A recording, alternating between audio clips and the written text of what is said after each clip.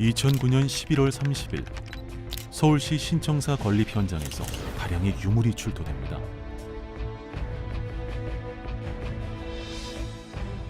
조선시대 주요 화포인 불랑기 자포는 당시 출토된 유물 중 하나입니다.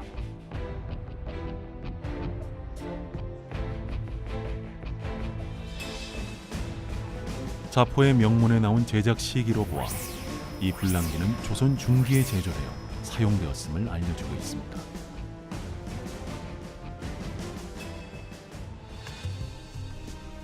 그리고 2017년 4월 25일 강화도 양도면에 위치한 건평돈대, 여기서 또 하나의 불랑기가 그 모습을 드러냅니다.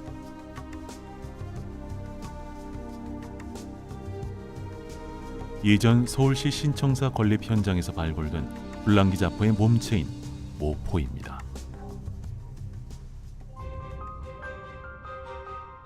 불랑기는 자포와 모포가 합쳐지면 화포로서 그 기능을 하게 됩니다. 중국에서 유럽인을 지칭하던 프랑크의 한자식 표기가 불랑입니다. 불랑기는 유럽인에 의해 전해진 대포라는 뜻이죠. 15세기까지 세계 최고 수준의 화포 기술을 가지고 있었던 조선. 그런데 왜 유럽에서 전해진 불랑기를 주요 화포로 사용하게 된 것일까요? 우리나라에 이제 조선 초기부터 사용됐던 대형 화포들은 천자, 지자, 현자, 황자, 임진왜란 때 썼던 승자총통, 그런 이제 여러 화포들이 있었죠. 근데 이제 실제 이제 그런 화포들도 조선 후기까지 사용되긴 하지만은 이제 불랑기가 사용의 편리성, 그러니까 사격이라든가 그런 속도, 여러 가지 그런 면에서 우리나라 화포에 비해서 성능이 낮다라고 판단을 해서 임진왜란 이후에 본격적으로 이제 들여오게 됐다라고 할 수가 있습니다. 불랑기의 자포는 탄환과 화약을 채워넣는 부분을 말합니다. 이것을 탄환을 발사하는 몸체인 모포와 결합하여 사용하는 것인데요. 포문으로 포탄과 화약을 장전하는 전통 화포와 달리 포 뒤에서 장전을 하는 후장식 화포입니다. 보통 한 개의 모포에 5개의 자포를 준비했는데 자포를 장전해 두었다가 신속하게 교체하면 연속 사격이 가능합니다.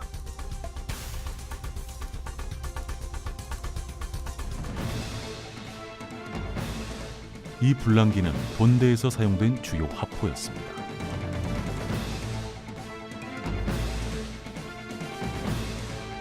신미양요 당시 사진을 통해서도 본대에서 불랑기가 사용되었음을 알 수 있습니다. 건평돈대는 불랑기 모포가 발견된 곳입니다. 불랑기가 출토된 곳은 무너진 돈대 성벽 돌더미 아래 화포를 설치했던 포자에서입니다. 실제 불랑기가 사용되었음을 의미하죠.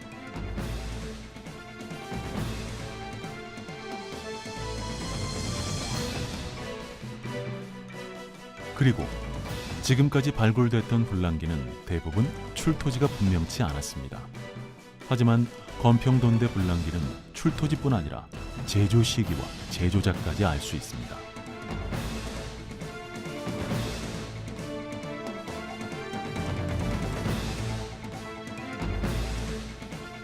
무엇보다 건평돈대 불랑기가 중요한 의미를 갖는 이유는 따로 있습니다. 돈대 포자에 거치된 채로 출토된 것은 이번이 처음이거든요. 그러니까 저희가 이제 이번에 건평도에 발굴이 되기 전에는 불랑기가 실제로 배치가 됐었는지, 혹은 평상시에는 그냥 그 돈사에 보관하고 있다가 유사시에만 불랑기를 비치하는 것인지, 이런 것들이 명확하게 밝혀지지 않았었는데, 이번 발굴을 통해서 평상시에도 이 불랑기를 돈대 포자에 걸어놓고 거치하고 있었구나, 비치하고 있었구나, 이런 것들을 알 수가 있었죠. 불랑기가 발견된 건평돈대는 매우 가파른 산사면 중턱, 산자락에 자리 잡아 강화도 서쪽의 성무도 일대까지 감시가 가능합니다.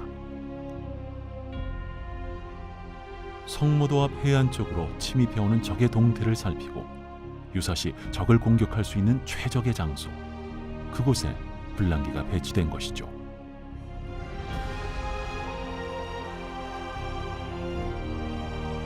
경계와 방어의 이중 기능을 지닌 돈대. 돈대에서 적의 상륙을 저지해 최대 효과를 줄 수 있던 불랑기는 조선에게 매우 중요한 무기였습니다. 돈대에는 이동이 용이한 4호 불랑기가 배치됩니다. 보통 돈대 1층에는 불랑기가, 2층에는 화승총을 배치하여 적을 방어합니다. 크기가 큰 불랑기 1에서 3호는 성곽을 파괴하는 용도로 많이 쓰였다면 돈대에 배치된 4호 불랑기들은 이동이 수월하여 유사시 성첩은 물론 원하는 위치로 옮겨서 공격 범위가 자유로웠습니다.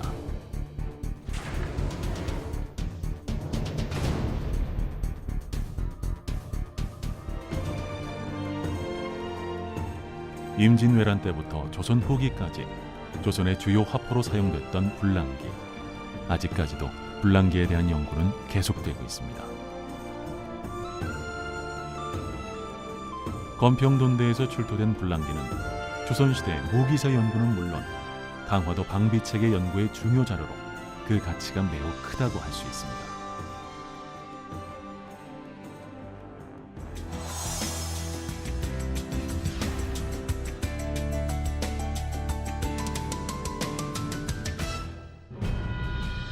인류 최대의 토목공사, 세계에서 가장 장대한 규모의 군사시설, 북방 유목민족의 침입을 막기 위해 세운 성벽, 중국의 만리장성은 세계에서 가장 긴 건축물로 1987년 세계 문화유산으로 등재되었습니다. 그리고 강화도에도 만리장성이라고 불리는 곳이 있습니다. 고려 고종이 강화도로 도읍을 옮기면서 해안 방어를 위해 쌓아 올린 망월평야 해안선의 둑. 망월장성이라 불리는 이 둑의 가운데 위치한 망월돈대. 망월돈대는 강화도의 서쪽 해안을 지키는 돈대입니다.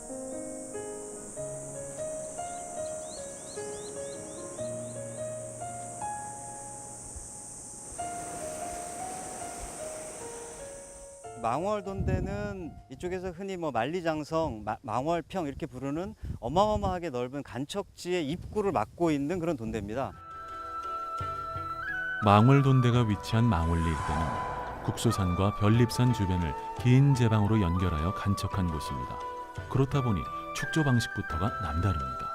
망월돈대를 위에서 내려다보면 그렇게 내려가다가 밑에 이렇게 돌이 이렇게 튀어나와 있습니다. 기초 부분을 먼저 돌을 쫙 깔아가지고 보강을 한 뒤에 그 위에다가 이제 성벽을 올린 거죠. 그래서 다른 돈대랑은 굉장히 축성 그 자체 방식에서 차이가 나되 이것도 역시 그 돈대를 쌓는 지역의 지형적인 요건을 잘 반영해서 만든 것이다. 이렇게 말씀드릴 수 있습니다. 돈대 축조 총책임자인 김석주가 저술한 시감유고에서도 망월돈대 축조법에 대해 찾을 수 있습니다.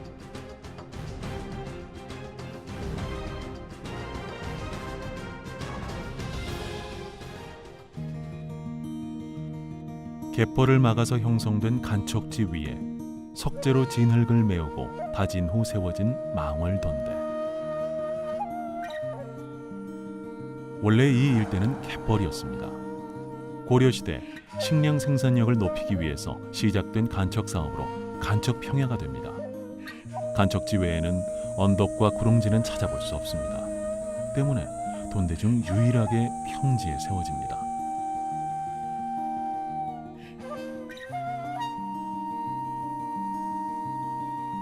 사방을 감시하기 좋은 구릉지나 언덕에 세운 일반 돈대와 달리 굳이 평지에 세운 특별한 이유는 무엇일까요?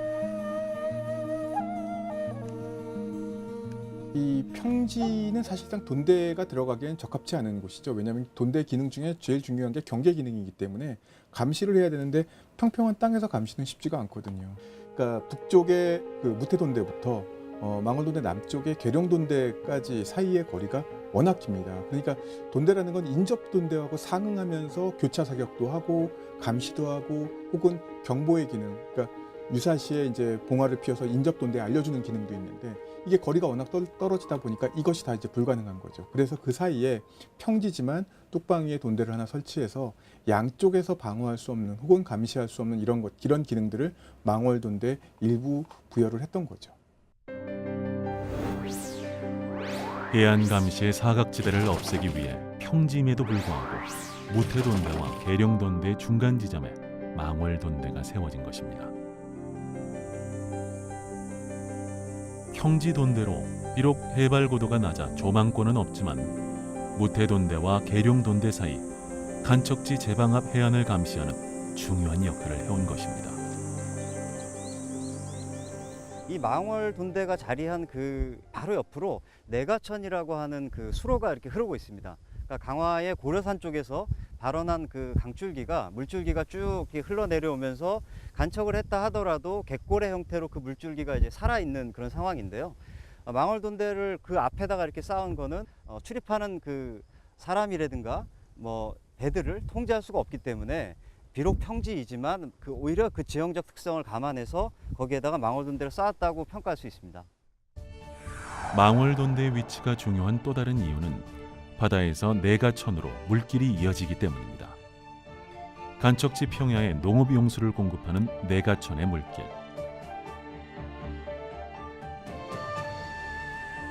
이 내가천을 따라 강화 내륙으로 진입하려는 적들을 관찰, 방어하고 비상시 무태돈대와 계룡돈대의 연락책으로도 중요한 역할을 해왔습니다. 평지에 위치했지만 그 어느 돈대보다 최상의 조건을 가진 돈대가 바로 망월돈대입니다.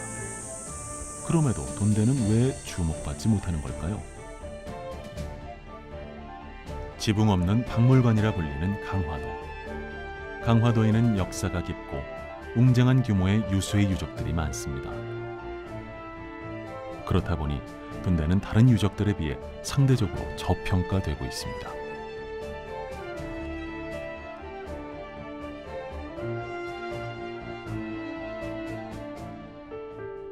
화려하지는 않지만 어느 유적보다도 뛰어난 방어 기능을 가진 돈대들. 조선을 지키는 최고의 방패막으로서 돈대 그 자체만으로도 이미 그 가치는 충분합니다.